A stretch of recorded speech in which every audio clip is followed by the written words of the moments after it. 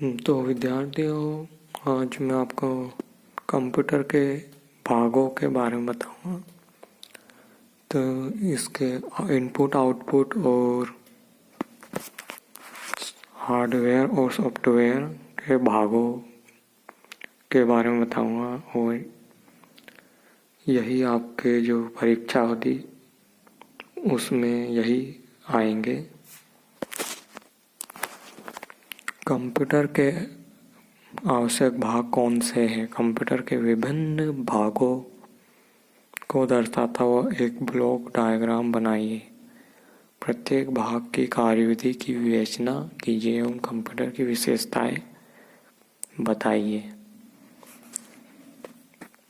Computer user और software के साथ मिलकर एक प्रणाली के रूप में कार्य करता है, जिसे कंप्यूटर प्रणाली कहते हैं। इस कंप्यूटर प्रणाली में प्रायः system unit, mouse, keyboard, printer, monitor उपयोग किए जाते हैं। कंप्यूटर के ये भाग आपस में जुड़े होते हैं तथा मिलजुल कर कार्य करते हैं।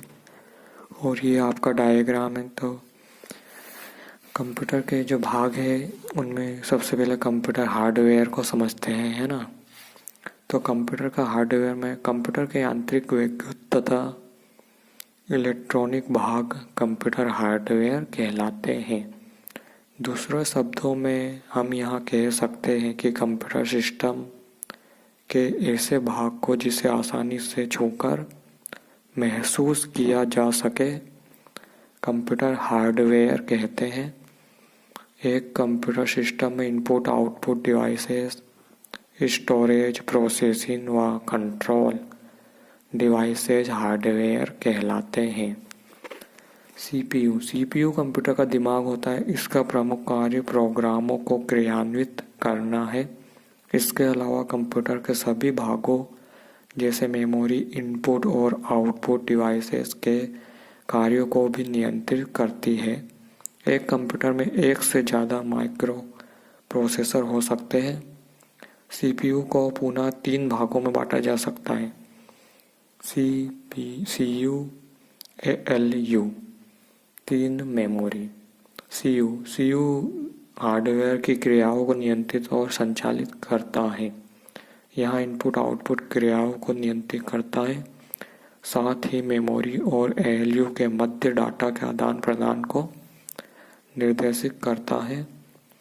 यह प्रोग्राम को क्रियान्वित करने के लिए निर्देशों को मेमोरी से प्राप्त करता है। निर्देशों को विद्युत संकेतों में परिवर्तित करके यह उचित डिवाइसेस तक पहुंचता है,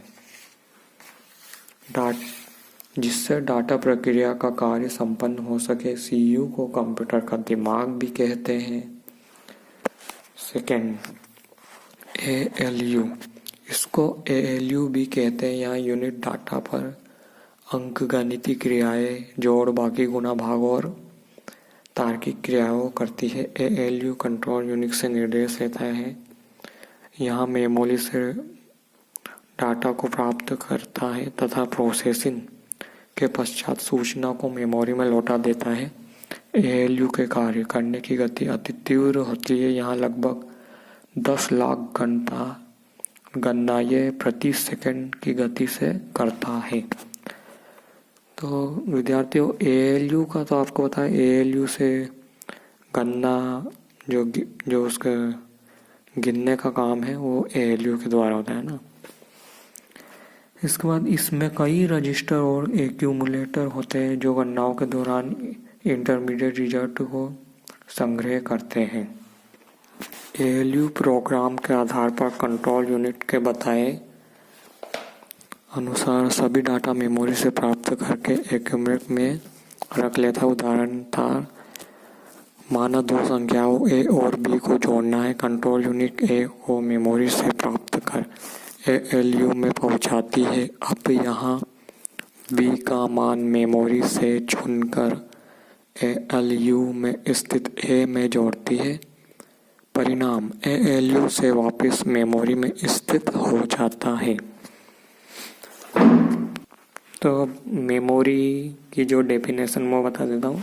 तो मेमोरी डाटा निर्देशों और परिणामों के आउटपुट को संग्रह करके रखती है।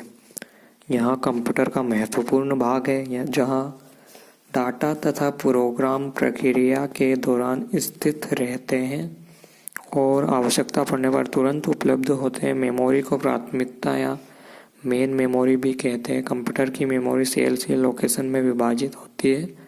प्रत्येक सेल का अपना एक एड्रेस होता है जिसके द्वारा हम उसको रेफर करते हैं। मेमोरी की क्षमता 4 MB से लेकर 256 MB या इससे भी अधिक हो सकती है।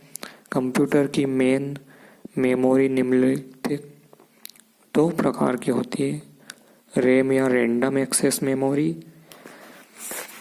तो रैम को मेमोरी भी कहते हैं क्योंकि इस मेमोरी में हम डाटा को संग्रहित करने के साथ साथ उस संग्रहित डाटा को पढ़ भी सकते हैं। रैम कंप्यूटर की अस्थायी मेमोरी होती है। इनपुट डिवाइस द्वारा इनपुट किया गया डाटा क्रिया से पहले रैम में ही संग्रहित होता है और CPU द्वारा आवश्यकता अनुसार वहां से प्राप्त कर लिया जाता है। रैम में डाटा या प्रोग्राम अस्थायी रूप से संग्रहित होता है। कंप्यूटर बंद हो जाने पर या विद्युत प्रवाह रुक जाने पर रैम में संग्रहित डाटा मिल जाता है, इसलिए रैम को अस्थायी मेमोरी भी कहते हैं।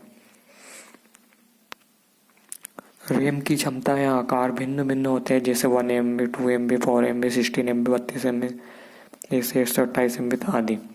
चूँकि रैम को किसी भी लोकेशन का डाटा व निर्देशों का संग्रह एवं वापस प्राप्त करना यहाँ सब रेंडमली होता है, अतः सभी लोकेशन का एक्सेस टाइम समान होता है।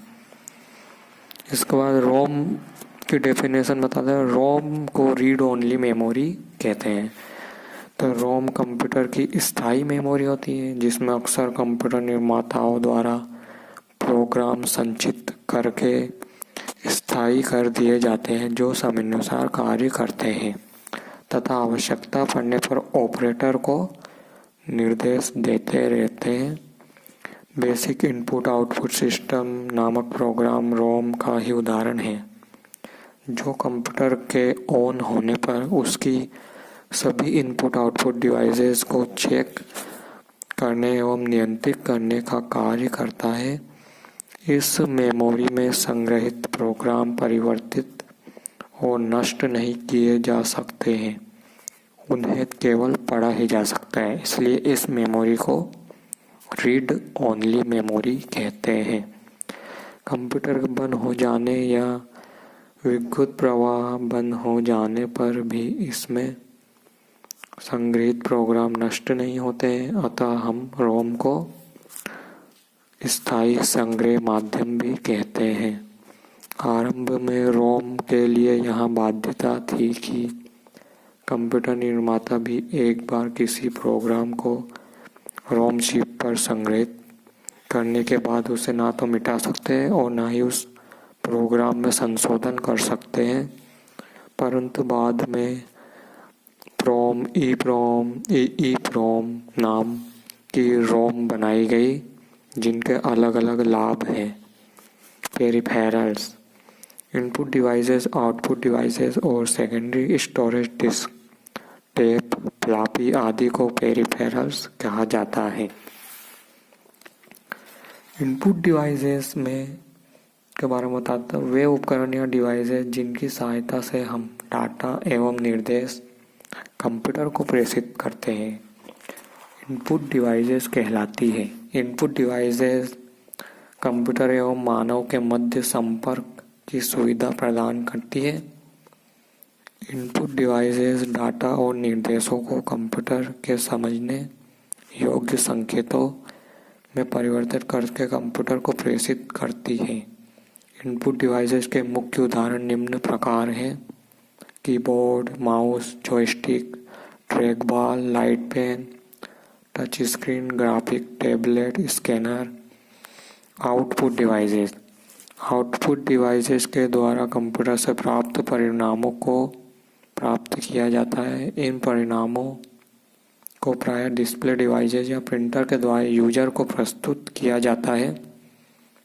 कुछ महत्वपूर्ण डिवाइसेज निम्नलिखित हैं: monitor, printer, planter, speaker. Monitor में एक टीवी के समान कैथोड किरण ट्यूब होती है। मॉनिटर के द्वारा हम प्रोग्राम की सॉफ्ट कॉपी देख सकते हैं तथा प्रिंटर से उसकी हार्ड कॉपी प्राप्त कर सकते हैं। कंप्यूटर सॉफ्टवेयर के बारे में बताते हैं। कंप्यूटर में किसी निश्चित कार्य को संपन्न कराने के लिए कंप्यूटर को दिए जाने वाले निर्देशों के समूह को प्रोग्राम कहते हैं। ये प्रोग्राम कंप्यूटर भाषा में कंप्यूटर प्रोग्राम द्वारा तैयार किए जाते हैं तथा इन प्रोग्रामों के समूह को सॉफ्टवेयर कहते हैं। सॉफ्टवेयर ना तो देखे जा सकते और ना ही इन्हें छुआ जा सकता है। कंप्यूटर सॉफ्टवेयर मानव और हार्डवेयर के मध्य संपर्क स्थापित करता है। कंप्यूटर सॉफ्टवेयर निम्न प्रकार के होते हैं: system software, application software, utility software. तो सिस्टम सॉफ्टवेयर के उदाहरण ऑपरेटिंग सिस्टम तथा ट्रांसलेटर है तथा एप्लीकेशन सॉफ्टवेयर के उदाहरण MS Word, MS Excel, PowerPoint, CorelDRAW, Tally आदि है।